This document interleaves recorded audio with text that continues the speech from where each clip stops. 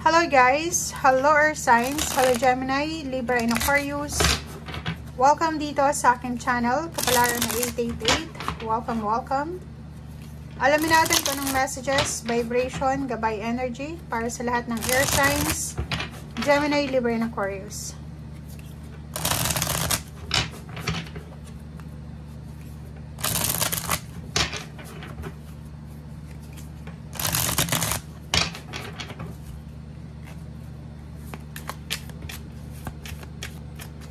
Air Signs, Gemini, Libra, and Aquarius.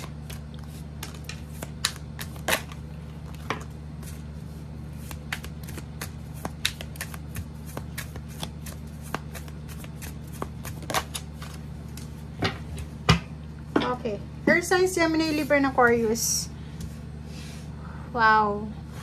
May posibleng matatanggap ka sa araw na ito na, for example, may anak ka na Air Signs. Ikaw, Air Signs, may anak ka. Posibleng makatanggap siya ng scholarship or kung ano pa man. Good news, pwedeng salary increase, promotion, or kung ano pa man. Or ikaw ito, siguro. Pwedeng sa araw na ito makatanggap ka ng napakagandang balita. Pwedeng sa araw na ito makatanggap ka ng balita ng recognition, rewards, awards, victory, and success. And number 5, pwedeng makatanggap ka ng isang free learnings, skills training, seminar, o ano pa man. Masaya ka sa araw na ito, masaya ka sa relationship mo, masaya ka sa kung ano man ang nangyayari sa buhay mo sa ngayon. Okay? So, feeling mo wala namang dapat na ikalungkot ang araw na ito para sa'yo, Air Signs.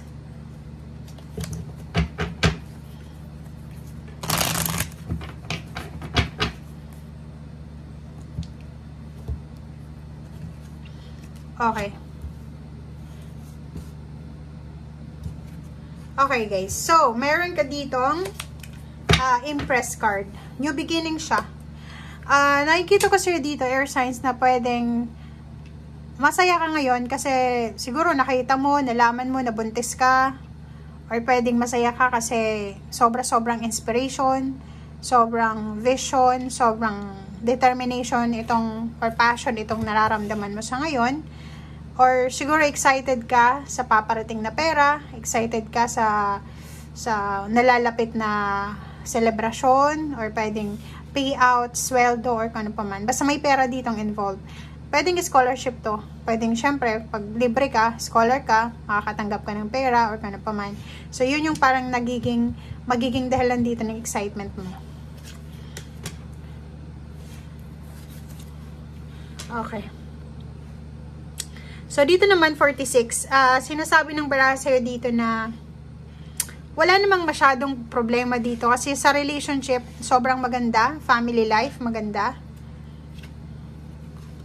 And sa usaping pera, yun, nakikita ko sa'yo dito. Comment down below, guys. Kahit sa weekly tarot nyo, lumabas to na may pera kayo ditong matatanggap. It's either lump sum siya, payouts, loan, may financial freedom ka na matatanggap or mararamdaman sa araw na ito. Or eto na yung simula ng pagkakaroon ng balanse sa usaping pera. Yun yung nakikita natin dito. May travel, may magbebenta ng sasakyan,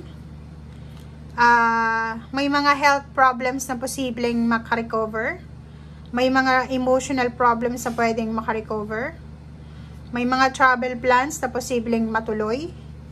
Meron ditong magbebenta ng sasakyan or bibili ng sasakyan. Meron din ditong reconciliation from pain and heartaches.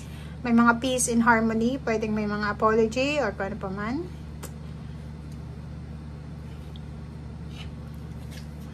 Okay, so yun na nga. May recovery dito ng health problems. If ever may mga nararamdaman kayo or pwedeng may kapamilya kayong may sakit, posibleng may recovery ng health sa linggong ito, lalo na sa araw na ito.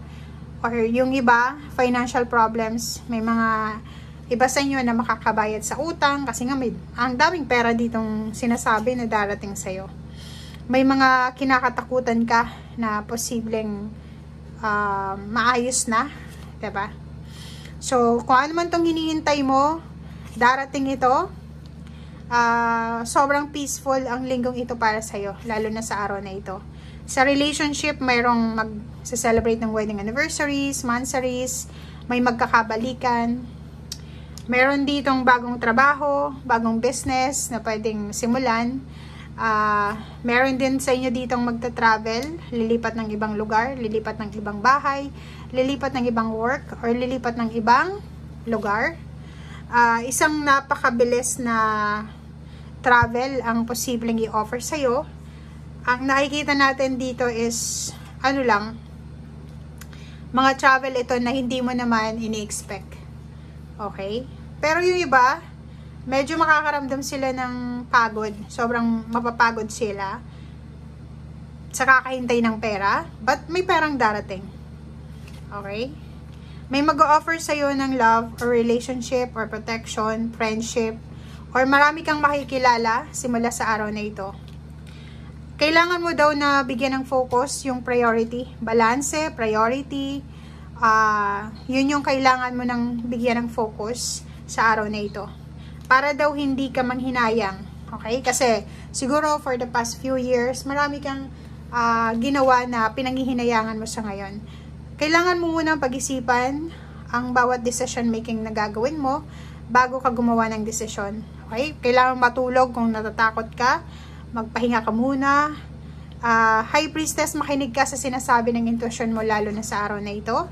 Yun, kailangan mong pag-isipan, i-weigh mo yung circumstances. Huwag kang magde-desisyon agad-agad. Huwag kang gagawa ng isang bagay na pwede mong pagsisihan sa bandang huli. Nakikita ko sir dito na masyado kang nakafocus sa future mo. 'Di ba? Yung parang may mga imaginatory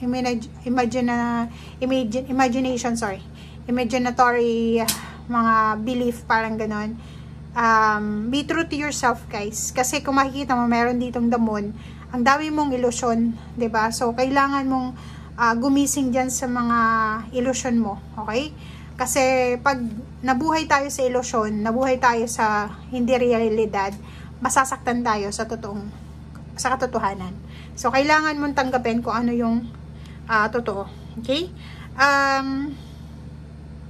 May paparating na celebration, may paparating na travel, may paparating na recognition, rewards, awards, or kung ano man to na sinasabi ng bara sa'yo. If ever naghihintay ka ng pera, sinasabi ng bara sa'yo dito na darating yung perang ito. Okay?